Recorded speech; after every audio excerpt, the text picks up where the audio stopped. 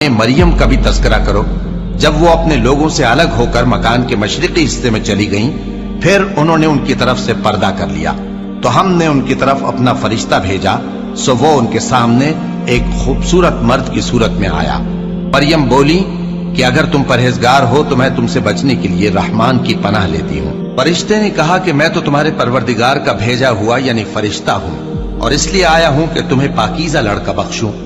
مریم نے کہا کہ میرے ہاں لڑکا کیوں کر ہوگا جبکہ مجھے کسی مرد نے بطور شوہر چھوا تک نہیں اور میں بدکار بھی نہیں ہوں۔ فرشتے نے کہا کہ یوں ہی ہوگا، تمہارے پروردگار نے فرمایا کہ یہ مجھے آسان ہے اور میں اسے اسی طریق پر پیدا کروں گا تاکہ اس کو ہم لوگوں کے لیے اپنی طرف سے نشانی اور ذریعہ رحمت بنائیں، اور یہ کام مقرر ہو چکا ہے۔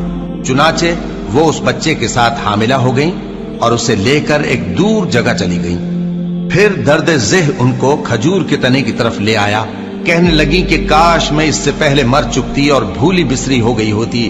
تب ان کے ٹیلے کے نیچے کی جانب سے فرشتے نے ان کو آواز دی کہ غمناک نہ ہو، تمہارے پروردگار نے تمہارے نیچے ایک چشمہ پیدا کر دیا ہے، اور کھجور کے تنے کو پکڑ کر اپنی طرف ہلاؤ، وہ تم پر تازہ عمدہ کھجوریں گرائے گا، تو کھاؤ اور پیو اور آنکھیں ٹھنڈی کرو۔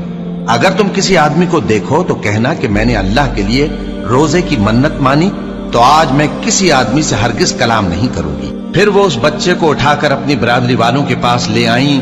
وہ کہنے لگے کہ مریم یہ تو نے برا کام کیا، اے ہارون کی بہن، نہ تو تیرا باپ ہی برا آدمی تھا اور نہ تیری ماں ہی بدکار تھی۔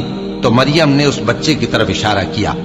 وہ بولے کہ ہم اس سے کہ گود کا بچہ ہے کیسے بات کریں؟ بچے نے کہا کہ میں اللہ کا بندہ ہوں، اس نے مجھے کتاب دی ہے اور نبی بنایا ہے، اور میں جہاں ہوں اور جس حال میں ہوں اس نے مجھے صاحب برکت بنایا ہے، اور جب تک زندہ ہوں مجھ کو نماز اور زکوٰۃ کا ارشاد فرمایا ہے، اور مجھے اپنی ماں کے ساتھ نیک سلوک کرنے والا بنایا ہے اور سرکش و بدبخت نہیں بنایا، اور جس دن میں پیدا ہوا اور جس دن مروں گا اور جس دن زندہ کر کے اٹھایا جاؤں گا مجھ پر سلام ہے۔